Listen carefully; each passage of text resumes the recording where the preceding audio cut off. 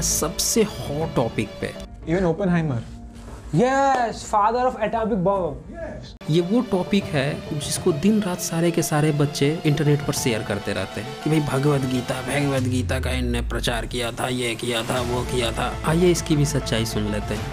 उन्होंने उनकी एक फेमस वीडियो है, सबने देखा है कि वो जब टेस्ट हो जाता है एटॉमिक बॉम्ब का, तो उसके बाद ही कोट्स फ्रॉम भगवद गीता। दिखा भाई, तू दिखा, क्यों ना अपने ऑडियंस को दिखाएं। आज हम बैठे हैं ये देखने के लिए। आज बची कुछ सारी खाल खींच देंगे इस क्लिप की। सुना। I remembered the line from the Hindu scripture, the Bhagavad Gita. Low, Oppenheimer तो डायलॉग ही भूल गए। अरे कोई याद दिलाओ, बताओ। भगवद गीता बोल ही दिए हैं, आगे कृष्णा होगा, कृष्णा। Vishnu, Vishnu, Vishnu. क्या विष्णु?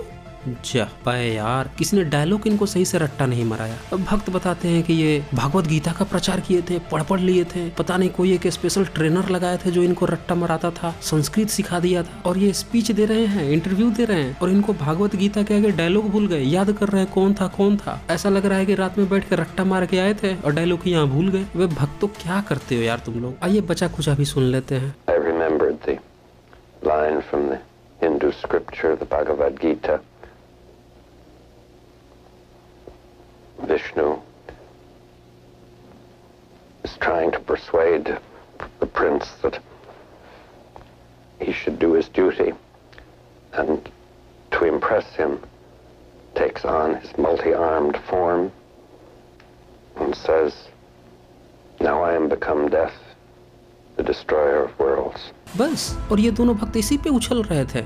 सो देखा आपने, ओपेनहाइमर कितनी बड़ी पर्सनैलिटी है, और ये भी भगवद गीता भगवान विष्णु को फेक नहीं मार रहे। ऐसे उछल रहे थे जैसे इनने सर्टिफिकेट दे दिया हो कि भगवद गीता, कृष्ण, विष्णु सब के सब सही हैं, ओरिजिनल हैं। जन्म प्रमाण पत्र, मृत्यु प्रमाण पत्र, आर्कियोलॉजिकल एविडेंस सब के सब उठा के दे दिए हो ओपेनहाइमर। भाई एक बंदा जो है, कोई एक बड़ी त्रासदी हुई है, उस पर अपना इंटरव्यू दे रहा है, उसमें उस घटना की व्याख्या करना चाह रहा है, और एक भक्त है, एक नरसंहार हुआ है, उस नरसंहार पे संवेदना जताई जा रही है, और भक्त उसमें भक्ति खोज रहे हैं। अबे लाज शर्म बेच के खा गए हो क्या तुम लोग? कहाँ सर्टिफिकेट दिया इनने? मुझे तो इसमें कोई सर्टिफिकेट दिखा नहीं। को कोई साइंटिस्ट कोई एग्जाम्पल देते हुए नरसंहार के रूप में एवेंजर का नाम ले लेगा, Batman, Spiderman, Superman, wonder women का नाम ले लेगा, तो इसका मतलब क्या होगा कि उसने सर्टिफिकेट दे दिया उनका। दरअसल इस पूरे क्लिप को सुन लीजिए, और इस पर एक बहुत अच्छी रिसर्च पेपर लिखी है जेम्स हिजिया ने। उस पूरे रिसर्च पेपर को पढ़ने के बाद एक बात तो क्लियर हो जाएगी कि ओपेनहाइमर को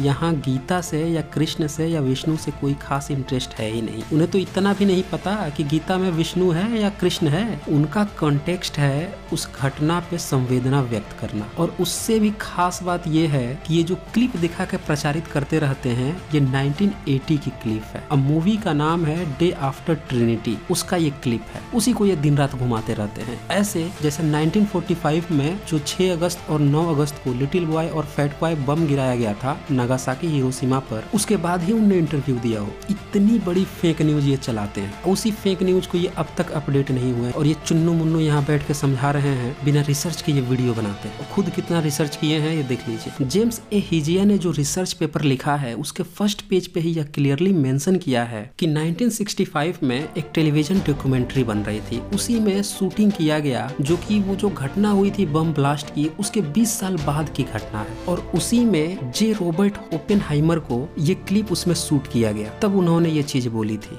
उसमें भी उन्होंने गलत बोला था। इसका सीधा सा मतलब यही है कि या तो वो गीता को वैल्यू नहीं देना चाह रहे थे, या कृष्ण को वैल्यू नहीं देना चाह रहे थे, या फिर उन्हें गीता और कृष्ण के बारे में पता भी नहीं था सही से। और फिर इस क्लिप को बाद में 1980 में इस्तेमाल किया गया। अब तो मुझे इन दोनों पप्पू गप्पू पर तरस आ रहा है। अरे विकिपीडिया, फेसबुकिया और व्हाट्सएपिया के अलावे भी दुनिया है। केवल फेक न्यूज पढ़ के और ये चुटिया लटका के, माथे पर वाईफाई सिंबल दिखा के किसको बेवकूफ बनाना चाह रहे हो? यंग हो, जवान हो, पढ़ाई लिखाई करो, मेहनत करो, ये क्या दूसरों को बेवकूफ बनाए घूम रहे हो? चलो वो तुम्हारा पर्सनल मैटर है, छोड़ भी दें, तो ये क्या फर्जी की फेक न्यूज फैला रहे हो और इसको रिएक्शन बता रहे हो? और ये तुम्हारे सनातन धर्म, ये धर्म क्या होता है? तुम्हें तो ये भी नहीं पता होगा कि 10वीं सदी से पहले धर्म शब्द भी नहीं पाया गया, धम्म पाया गया, धम्म। एक तो जो ये सनातन धर्म बोलते हो ना, ये पहले ये तो सही कर लो कि वो सनातन धम्म है। सनातन धम्म क्या होता है इसकी जानकारी खोज लेना इंटरनेट पे। तो ये तो सिर्फ एक सैंपल था। इनके जो अदर एलिगेशंस है साइंटिस्टों के ऊपर, और भी बहुत सारे एलिगेशंस है, उन सारे मुद्दों पर भी इनकी खाल कल खींची जाएगी अगले पार्ट में। तो दोस्तों इस वीडियो को भारत के हर बच्चे तक पहुंचाएं ताकि हर बच्चा जान सके कि विज्ञान और वैज्ञानिक बनने के लिए चुटिया लटकाने और माथे पर वाईफाई सिंबल लगाने की जरूरत कतई नहीं है। स्कूल जाना जरूरी है, पढ़ाई लिखाई करना जरूरी है और रेशनल विचारधारा अपनाना जरूरी है, और इसके लिए साइंटिफिक टेम्पर होना सबसे ज्यादा जरूरी है। तो आज बस इतना ही, धन्यवाद।